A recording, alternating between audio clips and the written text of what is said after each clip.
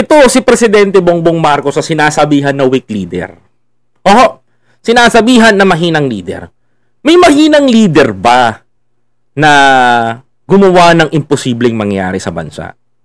Meron bang weak leader na kahit kadugo niya, mga kababayan ko, ay kaya niyang ipakulong?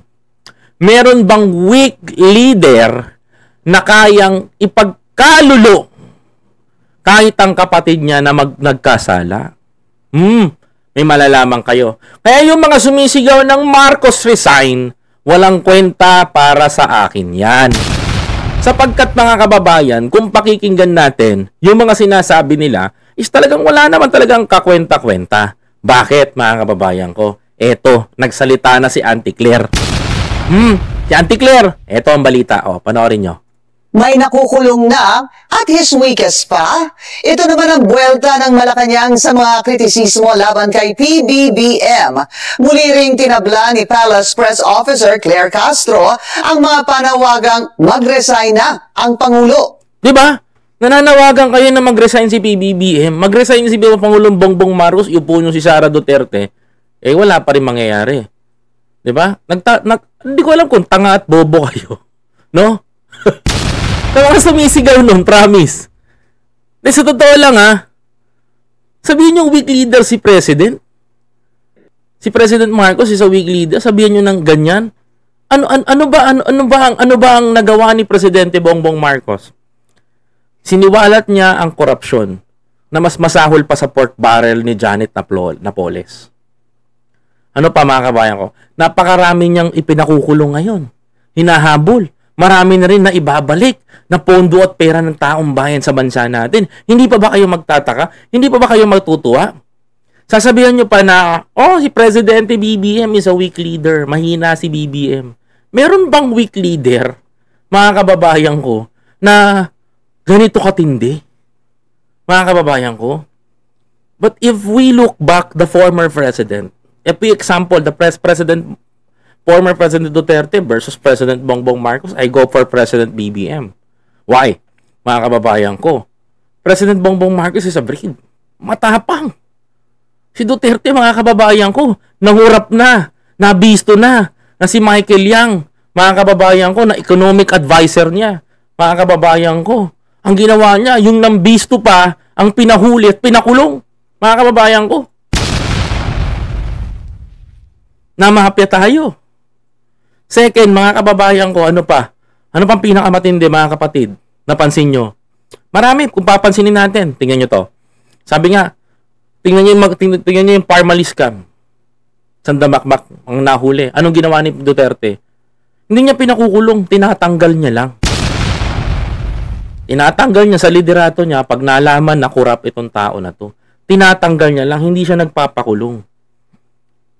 Mga kababayan, yun ang pinagkaiba nila. So, walang justice tong panahon ni dating Pangulong Duterte. Even the former spokesperson Attorney Salfanelo said na tinatanggal ni Digong, hindi niya pinakukulong. Walang mangyayari, walang hustisya.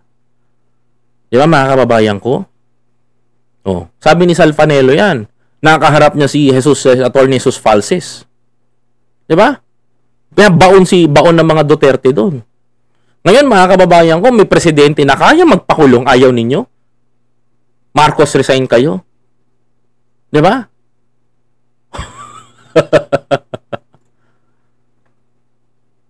At his weakest? Ito ba bang panahon na to na siya po ang nagpaimbestiga? Hanggang ngayon po, maraming ginagawang aksyon para mapanagot ang dapat na mapanagot. Ang dami na po na napaaresto, marami na po rin na kinasuhan, marami na po na naibalik na pondo. Weak leader si BBM. No? Di, mag-Duterte na lang kayo. Kasi kung nagkataon si Duterte to, wala na yung perang ibabalik. Naibulsa na. Hindi, sige, pababayin nyo na si Pangulong Bongbong Marcos. Ganyan naman kayo. Gusto nyo bumalik sa kawalan Bumalik tayo sa kumunoy. Diba? Gusto nyo yun Na tayo mga Pilipino niloloko. Diba? Si BBM weak leader ba yan? Ito pa ba yung weakest na masasabi natin? Meron na pong kilala, mga ma-impluwensyang tao na ngayon ay nakakulong na. Di ba? Yan ang sinasabi ko. Mga ma-impluwensyang taong naipakulong na. Yan pa po ba ang sinasabi natin at his weakest? Madali po kasi sumigaw. To, correct yan, Attorney Claire. Madaling sumigaw na Marcos resign. Pero pag pinakinggan kayo at nag-resign si PBBM, sisigaw din kayo ng Sara resign. Alam mo bang mas masahol pa ang ugali ni Sara Duterte kaysa sa tatay niya? Na bumaba sa pwesto. Pero kung papaano papalakarin at pamumunuan ang gobyernong ito kapag bumaba ang Pangulo. Correct. Ano kaya ang kanila masasabi? Siyempre, sabihin nila, Marcos resign. Susunod doon, Sara resign. Alam nyo, walang matino dyan sa mga yan, mga kababayan. To be honest. Kung ako tatanungin nyo, walang matino sa mga yan. Walang matino sa mga Duterte, walang matino sa mga dating administrasyon. Only President Bongbong Marcos lamang ang may administrasyon na may goal sa bansa natin at may destination. Ay! Nako mga kababayan ko, ewan ko ba? Bakit ang daming Pilipino nagbubulag-bulagan? Kahit nakikita nyo na, kahit nadadaman nyo na, kahit napapansin nyo na, kahit na nakikita nyo na si President Marcos, eto si President Bongbong, eto siya ngayon, nakikita nyo na to kung bakit.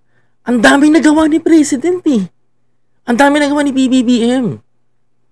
Hindi nyo lang makita. Bulag lang kayo. Nagbubulag-bulagan kayo. Kaya nga sabi ko, di ba? Buksan nyo ang inyong mga mata na mga bulag na hindi nakakakita. Mga Duterte lang yun.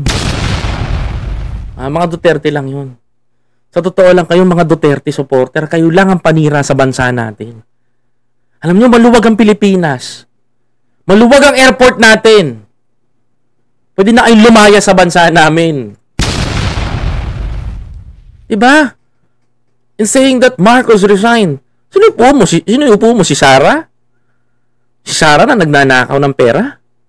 Na ayaw na harap ang paglilitis ng confidential fund? Natakot na makontrobersya ang Pilipinas dahil maraming malalaman? Yun ba kayo? Pues, Pilipino kami. Hindi kami Dutertista. Hindi kami panatiko ni Digong na magnanakaw, na mamamatay tao. Kaya, stop saying that Marcos resign. Walang mangyayari. Kahit dumilat pa kayo dyan, mag-ayuno pa kayo sa sinasabihan ni Duterte na stupid God. Diba? Kahit mag-ayuno pa kayo, hindi magre-resign yung presidente namin. Because our president have goal para sa bansa natin. Di na kayo kasali. So lang masasabi ko mga DDS, bukas ang paliparan, bukas ang Pilipinas, maganda mag-travel ngayon, magsipaglayas na kayo sa bansa namin. Yun na lang mga Duterte. Wala na kayong magagawa. Hindi nyo kayang pababain sa Pangulong Bongbong Marcos. Kakampi ni Presidente, ang bayan at ang bansang Pilipinas. Nasa likod niya ang mamamayang Pilipino. Kaya tuktok nyo sa batok nyo, ha? Kayo, ha? Tuktok mo sa batok mo, ha? Saksak mo sa kukote mo. Hindi magre-resign si Presidente. Umasa ka pa. Kahit manatili ka pa, mag-ayuno ka pa, magdasal ka pa ng ilang araw, ilang gabi, mamuti pa ang mata mo, kahit mamuti pa ang uwak. Walang Marcos na magre-resign. Pero may mga pakukulong si Pangulo na dating kaalyado ni Duterte. Please don't forget to follow, like, comment, share, and subscribe.